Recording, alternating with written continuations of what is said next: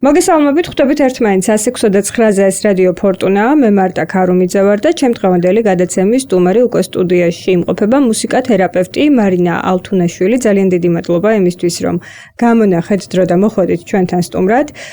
მარინა, ჩვენ დღეს ვისაუბრებთ შემდეგ თემაზე, ეს არის ყურადღების დეფიციტი და ჰიპერაქტივობის სინდრომი. ზოგადად როგორ განსხვავდება ეს ორი სინდრომი ერთმანეთისგან და რა კავშირშია მუსიკათერაპიასთან ეს ყველაფერი ალბათ ამაზეც გავამახვილებთ დღეს ყურადღებას. მოდი ჯერ განვმარტოთ, რას მოიცავს ეს სინდრომები და როგორ ამოვიცნოთ.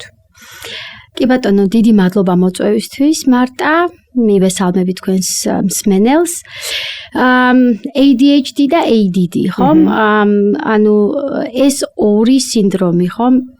ADHD არის ყურადღების დეფიციტი პლუს ჰიპერაქტივობის სინდრომი, ხოლო ADD არის მხოლოდ ყურადღების დეფიციტი ჰიპერაქტივობის გარეშე. ხო? ანუ ჩვენ ხშირად გვესმის ხოლმე, რომ მაგალითად ბავშვი არის ძალიან მოძრავი, აქტიური, ზედმეტად აქტიური, კონცენტრაციას ვერ ახდენს, ანუ აქვს სირთულეები ბაღში ან სკოლაში, მაგალითად შინაგანი შფოთვა აქვს, ხო? დაგეგმვა უჭირს, მოკლედ ძალიან ესეთი მრავალფეროვანი სირთულებით გამოირჩევა და ამ დროს არის ზუსტად ეჭვი, რომ ბავშვს არ კონდეს ADHD ან ADD, ხო? ანუ მინდა აღვნიშნო აქვე, რომ ანუ უმეტესობას უვლინდება, ანუ მცირე ასაკში უკვე ჩანს ხოლმე, მაგრამ ამ ხშირად ის არის, რომ აწერენ მცირეწლოვან ასაკს, ხომ, რომ უბრალოდ ცელქია ბავშვი და მერე უკვე ხო სკოლაში უკვე სირთულეებს აწყდება. აი, ცელქი, რაც ახსენეთ და ალბათ ხშირად გვსმენია, ხო? და აი ჰიპერაქტიული ბავშვი. როგორ უნდა გავარჩიოთ ციცელქე ჰიპერაქტიული მდგომარეობისგან? დიახ, კარგი კითხვა არის. იმ შემთხვევაში, როდესაც ბავშვი ცელქობს, მაგრამ ყოველდღიურ ცხოვრებაში ეს არ უშლის ხელს, რომ მაგალითად სკოლაში კონცენტრირდეს, ხომ, კოგნიტური ფუნქციები ყველაფერი მწყობრშია, დაგეგმვა არ უჭირს, ხომ? და ანუ სკოლაში ხშირად ის არის, რომ უბრალოდ ცუდი ნიშნები აქვთ ბავშვებს იმის გამო კი არა, რომ ინტელექტუალურად არ არიან ეს დონეზე. არამედ იმის გამო, რომ ყურადღება და კონცენტრაცია უჭირთ, ხო? და მაგის გამო არის და მაშინ ვლინდება, ხო? ანუ როდესაც უკვე ყოველდღიურ ცხოვრებაში, სკოლაში, სხვადასხვა აქტივობებში ეტყობა ბავშვს, რომ უჭირს, ხო? აქვს შინაგანი ქაოსი, ხო? აი მაგ შემთხვევაში არის უკვე იმაზე არის ეჭვი, რომ უკვე იყოს ან ADHD, ან ADD. ანუ ADD უფრო ყურადღების და კონცენტრაციის დიაგნოსტირება რა სახით ხდება? ნეიროფსიქოლოგის მიერ ხდება, ნევროლოგის მიერ ხდება და საკმაოდ ისეთი გავრცელებული პრობლემა არის. მსოფლიო მასშტაბით მოვიძიე მე ეს ინფორმაცია, რომ 5%-ს ანუ დაახლოებით აქვს ADHD ან ADD. უბრალოდ ძალიან ბევრმა არ იცის, რომ ეს პრობლემა აქვს, ხო? იმიტომ რომ მაინც და მაინც ახლა ესეთი გავრცელებული არ არის, ხო? რომ ყურადღების დეფიციტი და ჰიპერაქტივობა. კი. ყურადღების დეფიციტი რაში გამოიხატება, მაშინ ესეც აუხსნათ? ყურადღების დეფიციტი მაგალითად წარმოიდგინეთ, რომ საკლასო წერა არის, ხომ? და ბავშვი 45 წუთში, ხომ, უნდა მოასწროს, რომ დაწეროს ეს ყველაფერი. ბავშვი არის ძალიან ჭკვიანი, მეცადინეც, მაგრამ 45 წუთში ვერ ეტევა რომ ეს დაწეროს, ხო? ანუ გაფანტულობას რასაც ვეძახით. დიახ, გაფანტულობა, ანუ ვერ გეგმავს კარგად, ხომ? რაღაც სხვა რამეზე გადააქვს ყურადღება და ეს დრო ისე გაზდის, ანუ დაგეგმვაც უჭირს, ხო? ანუ ყოველი აქტივობის და ხო, ანუ მაგ შემთხვევაში არის ყურადღების დეფიციტი.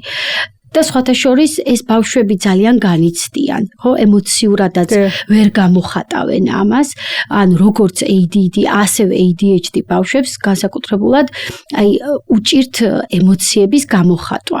და აი მაგიტომ არის რომ მუსიკალური თერაპია ფანტასტიკური საშუალება არის ამ ადამიანებისთვის, იმიტომ რომ შეუძლიათ თავიანთი ემოციები მუსიკით გამოხატონ, ხო? მაგის გარდა, რა თქმა უნდა, მუსიკალური თერაპია ეხმარება, ნახეთ, სტრუქტურის დაცვაში, ხო? აი ქაოსური, შინაგანი ქაოსი, შინაგანი ეს შფოთვის დამშვიდება, ხო, სხვადასხვა ინსტრუმენტების მეშვეობით, მაგალითად დასარტყამი ინსტრუმენტების მეშვეობით. ჩვენ ვსწავლობთ როგორ სტრუქტურას ვსწავლობთ, ხო, როგორ უნდა დავუკრათ. ჩვენ ვეხმარებით ამაში, ვარჯიშობთ ამაში, რომ აი რიტმულად დავუკრათ, ხო, ცოტა მეტი ხანი. თავიდან ძალიან უჭირთ, თავიდან რომ დავაკვირდეთ ეს ძალიან ნელა უკრავენ, უბრალოდ ძალიან ისე უკრავენ ქაოტურად, არანაირი რიტმის გრძნობა არ შეინიშნება და მერე რომ უკვე მეცადინეობთ, მერე უკვე ეს შფოთვა თანდათან ელდება და შინაგანი რაღაცნაირად სიმშვიდე ეუფლებათ ამ ადამიანებს. რაც შეეხება მუსიკა თერაპიას და ამ პროცესში დახმარების აღმოჩენას ამ ადამიანებისთვის, ბავშვებისთვის, ხო? და მე როგორც ვიცი, ეს ჰიპერაქტივობის სინდრომი, იგივე ყურადღების დეფიციტი შეიძლება ზრდასრულ ასაკშიც იყოს საკმაოდ აქტიურად გამოხატული, თუ სათანადო დროს და ყურადღებას არ დაუთმობენ იმ ასაკში, როდესაც საჭიროა. ანუ მცირე ასაკში. რა კუთხით ეხმარება მუსიკათერაპია და როგორია ეს თერაპიული პროცესი, რომ ავხსნათ? რა კუთხით ვეხმარებით ჩვენ? ნუ პირველ რიგში, ანუ კონცენტრაცია და ყურადღების ჭრილში, ხო? ჩვენ ვუკრავთ ინსტრუმენტებზე, სხვადასხვა ინსტრუმენტებზე და ვცდილობთ, რომ ფრაზებით, ისეთი ძალიან გარკვეული სტრუქტურული მონახაზით, რიტმული მონახაზით, ეს ბავშვები ჩავრთათ უფრო გრძელვადიან აქტივობაში, ხო? ამის გარდა კიდევ თვითრეგულაცია და შფოთვის მართვა და ანუ აფექტის მართვაში გვეხმარება ძალიან, ხო? ანუ ეს დასარტყამი ინსტრუმენტი ამ შემთხვევაში არის ხოლმე ძალიან მნიშვნელოვანი, ხო? იგივე ჰიპერაქტივობის შემცირებას, ხო? აი ზუსტად იმ ქაოსურ დაკვრის დარეგულირებას, ხო, მშვიდდებიან ეს ადამიანები. ამის გარდა ძალიან მნიშვნელოვანია კომუნიკაცია და სოციალური უნარების განვითარება. განსაკუთრებულად აი ჯგუფურ თერაპიებში მოზარდებთან აი ძალიან კარგი ეფექტი აქვს ამას, ხო? იმიტომ რომ აქ სწავლობენ მოზარდები რომ დაუგდონ ყურისხვას, ხო? ერთობლივად შეძლონ რომ აქტივობაში ჩაერთონ, ხო? აი ამ ყველაფერს სწავლობენ, ან რიგითობის უნარს, ხო? ეს რაც ყოველდღიურ ცხოვრებაში, ხო? და საზოგადოებრივ ურთიერთობებში ძალიან ეხმარებათ. ამის გარდა ძალიან მნიშვნელოვანია კიდე კოგნიტური ფუნქციები, ხო? და ანუ ძალიან მნიშვნელოვანია დაგეგმვა, რასაც ვიძახდით, ხო? და ანუ ეს ძალიან ეხმარება კიდე ანუ მუსიკალური თერაპია ამ ჭრილშიც. შეიძლება ითქვას რომ ყველაფერი არის სწავლებადი. კი ბატონო. მათ შორის ის უნარები, რაც თქვენ ჩამოთვალეთ ახლა გადაცემაში და სწორედ ამ პროცესში არის ჩართული მუსიკათერაპია.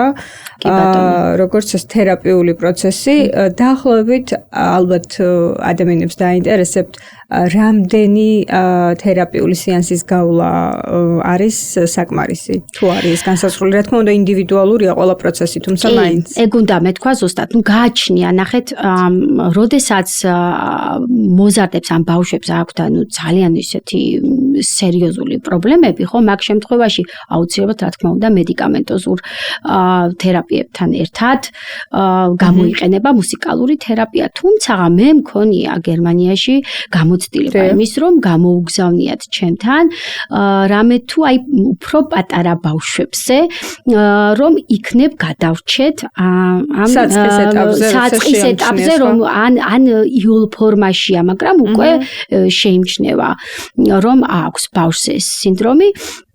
მაგ შემთხვევაში აი მართალი რომ გითხრათ, ძალიან კარგი ეფექტი ქონია მუსიკალურ თერაპიას. ეხლა რაც შეეხება რამდენ ხანში, ხო, უნდა დავაკვირდეთ დინამიკას. ყოველთვის ვაკვირდებით, რა თქმა უნდა, ინდივიდუალურად ვუდგებით, ესე მთლიანად გენერალიზებულად არ არის ეს, მაგრამ ვაკვირდებით თავიდანვე ემჩნევა ადამიანს, ბავშვს, მოზარდს, თუ რამდენად მუსიკა მუშაობს ამ ბავშვზე, ხო, ამ ინდივიდზე. და იქიდან გამომდინარე, მაგრამ მე ვფიქრობ, 3 თვიდან 6 თვემდე მაინც საჭირო არის მუსიკალური თერაპია, ორჯერ მაინც მინიმუმ კვირაში.